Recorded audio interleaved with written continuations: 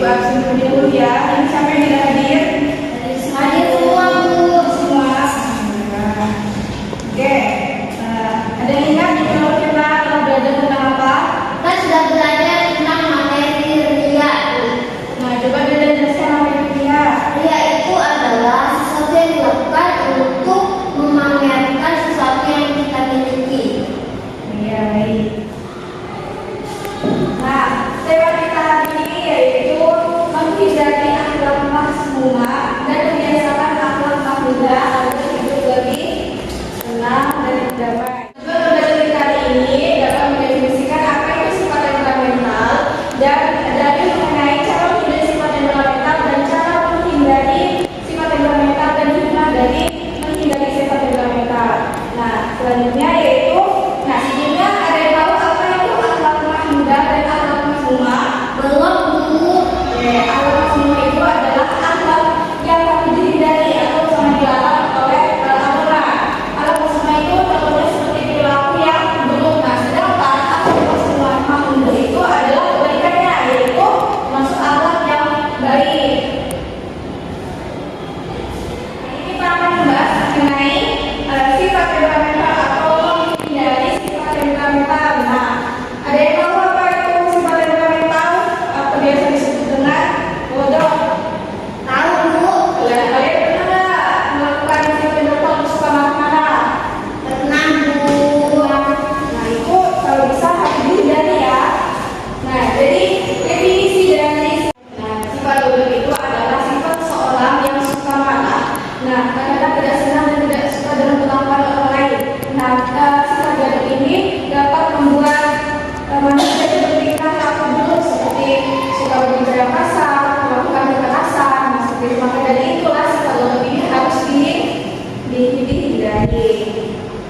Nah, ada cara menghindari sifat temperamental itu terdapat dalam Quran surah Al-A'raf ayat 200. Nah, coba Khadijah bacakan ayat Al-A'raf ayat 200. Ya, ada yang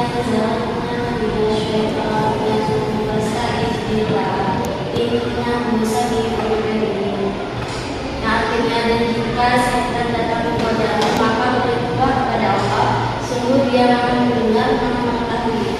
Nah, dari ayat tersebut kita tahu bahwa cara menghindari sifat temperamental itu yaitu meminta perlindungan kepada Allah. Nah, sekarang dengan ayat yang menjadi dua kelompok. Jadi kelompok satu silakan dituliskan di kelompok dua. Yaitu ini kelompok satu, kelompok dua. Nah, silakan kalian pertama mencari cara menghindari sifat temperamental atau yang kedua hikmah